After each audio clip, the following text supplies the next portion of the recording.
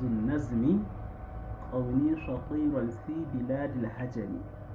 فالله يختص بفضل من يريد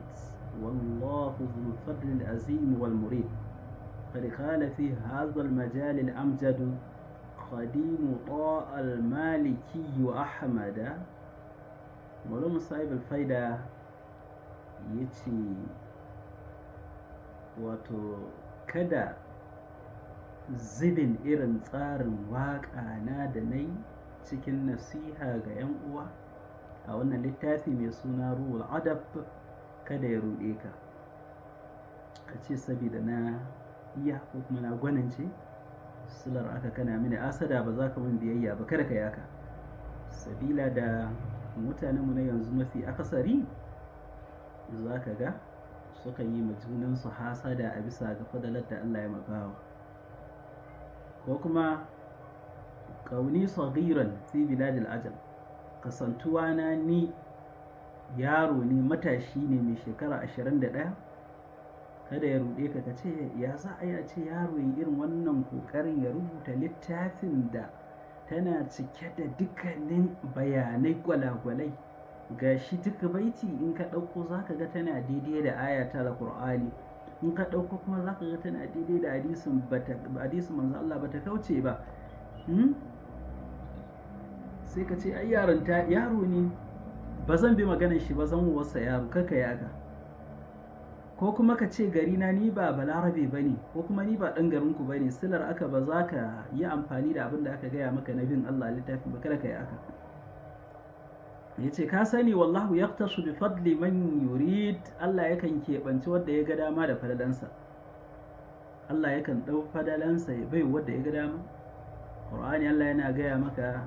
yake cewa kulillahumma malikal mulk tutal mulka man tasha har izuwa ƙarshe a wani waje Allah yana gaya maka a bisa ga cewa wa annal fadla bi yadillahi yutihi man yasha Allah zul fadl azim fadala na Allah ne kada ka yi mini hasada saboda abinda Allah ya bani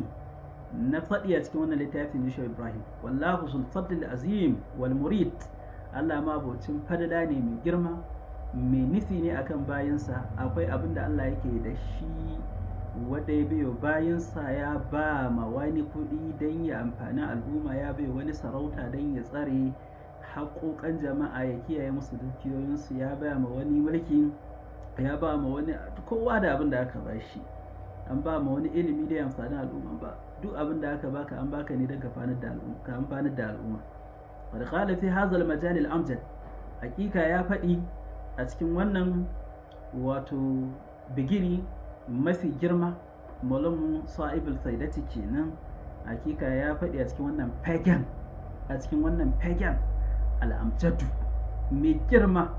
khadimu ta'al maliki wa ahmada mai khidima cikin janabin ɗahe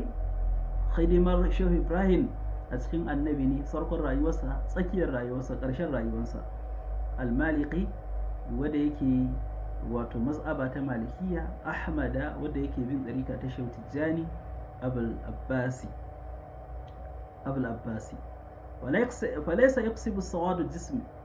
baladatal fata wa suhal fahami kada yagen kuma ka ganni ni baƙin fata ne ba balarabe bane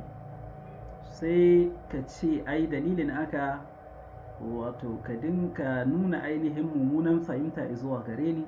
ko kuma ka nuna ainihin wato rashin fahimta naka zuwa gare ni saboda zamowa na bakin fata ka ce ba za ka bi abin da aka gaya maka Allah ya ce ka yi